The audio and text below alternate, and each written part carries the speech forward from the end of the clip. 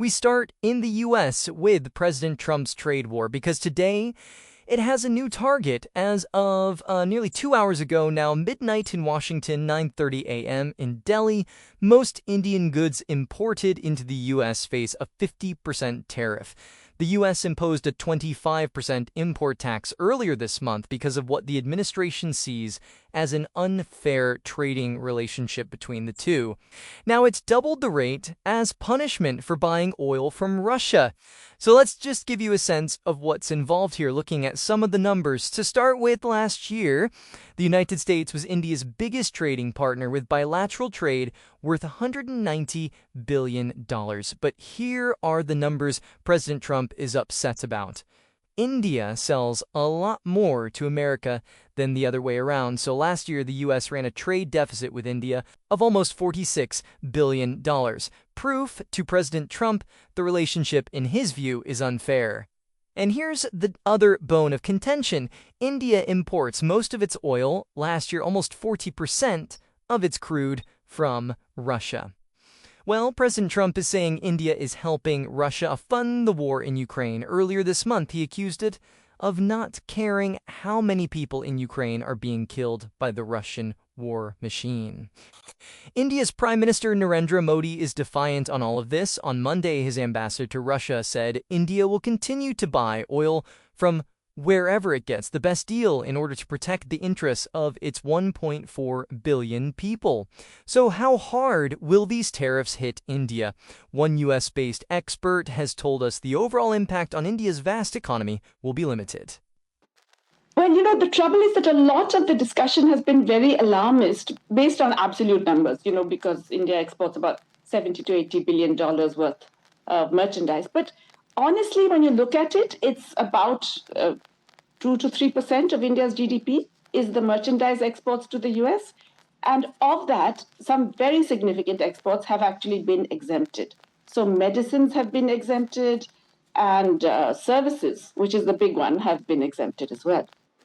Well, many Indian companies and workers will be hard hit, though. Our Mumbai correspondent, Archana Shukla, has been talking to a company boss who's a major exporter to the US. Well, yes, there is a scramble here amongst businesses focused on the U.S. market. They are anxious, they're nervous, but there is also acceptance that the 50% tariffs are here now, at least in the short term, and businesses are trying to brace up for the impact. I have with me Vishwanshu Agarwal. He's a textile manufacturer and exporter who has businesses across the value chain, from weaving to finished goods, apparels, etc. Vishwanshu, the 50% tariffs are a reality today as we speak. What's really happening on the ground right now when we talk about factories like yours focused on the US market? Sure. First, Archana, I would like to thank you and BBC for giving me this global platform to express on behalf of the industry how we are dealing with these uncertain times.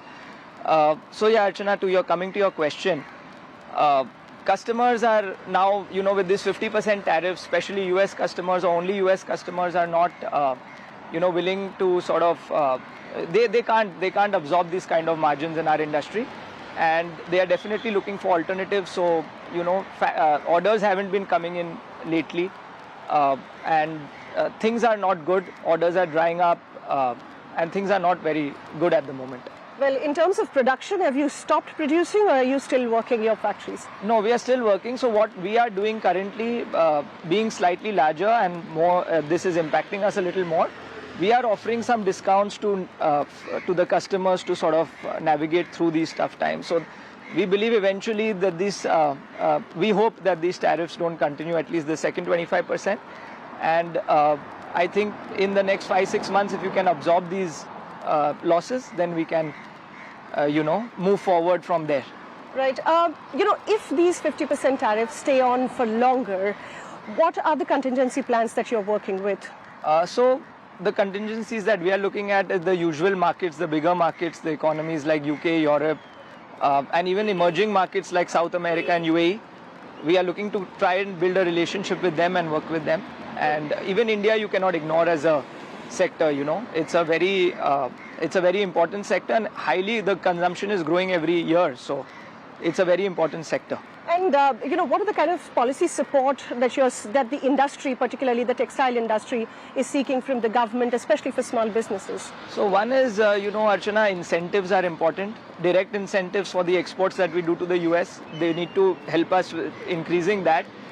The second is, some kind of incentive, worker incentives, bank moratoriums, and even if the government, this UK FTA that was signed recently by our government has helped to get a lot of traction into Right. India. It should be signed any moment now. Right. Similar, if we can do with other countries like Europe, this will really help the industry further.